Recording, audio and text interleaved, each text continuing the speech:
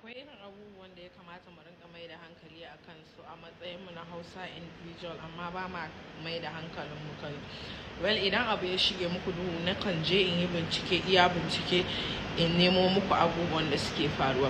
To asalin labarin Shushu dai da wancan sauran, Shushu tun tana gidan mijinta babu abin da Shushu ba ta yi.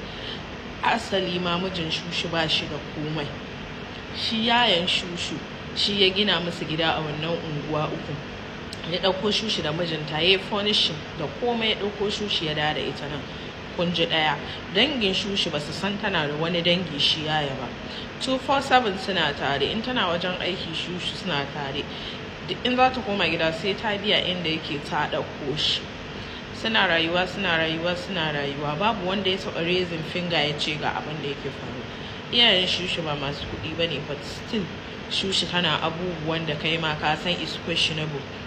Shushu tana da aure, amma Shushu ba irin abin da ka san macen da ba ta tsoron Allah Shushu tana yi. Ni na so a ce abin bai kare akan Yaya ba, akan Shushu ya kare. Allah ya saukan mata da izinin abin da ta yi. Saboda daga bakin budurwarta wadda take cewa tana son ta, akwai lokacin da shi kolan mijinta ya taba kama chat din su tana yi wa mace. In na faɗa muku sunanta za ku santa. Yar fim ce kuma sannan yar TikTok ce. Tana yi mata chatin na soyayya. Sai mijin ya kama ya gani, sai ya ce ya haka, ya neman mata wa'azi. Sai take gaya mata kan cewa mijina ya kama ki wai ita wacce ta tsorata. Ta ce ke da Allah share shi, na gama da shi sai yadda na yi da shi bla bla bla bla bla bla. Suka je umra sun dawo, of recent sun je umra sun dawo, ba su je da mijin nan ba. Ku duba baya, wannan lavish sunan da aka yi na last year, ko kuma in ce farkon shekarar nan, Yaya ne ya sponsorin sunan nan. Yaya shi ke siyan kayan abinci ya kai gidan mijin Shushu. Yaya shi ke komai abin da miji zai yi. So he's been fed up and tired of irin wannan rayuwar, sai ya ce ba zai iya ba, shi aure zai. Shi ne fa nan fa ban mi ya tashi.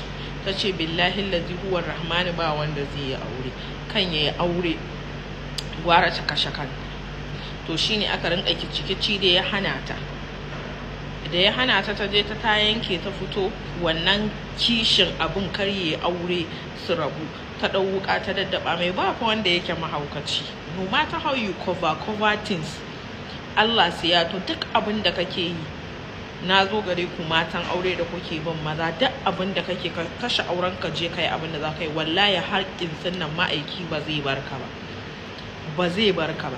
Ba ta yadda za a yi from nowhere ki tashi mai miki alheri shi yake miki komai a rayuwarki, kuma sannan kuna cewa wai shi Yaya shi yaron mijinta ne. To ba wanda bai san Yaya shine mai kuɗin ba, shine money machine din. Mijinta ba shi da ko sisi, uban kowa ya sani. In ba ku sani ba ku je ku bincika. Yaya shi yake komai daidai da ruwan da za a sha a gidan, shi yake siye, shi yake komai, mai kuɗi ne. Ba wanda bai san yana da rufin asirinsa ba daidai gwargwado. Shi wancan kolan ba shi da komai. To don haka in za a yi adalci a bincika. Ba wani wanda ba shi da hankali a ciki. Ba wani sai mutum ya zo ya laifi sai a zo ana cewa wai ba shi da hankali, he is depressed. Wanda yake fama da depression ya fita daban. Kai kuma kolo, kai ne babban munafiki da ana aikata abubuwa under your roof.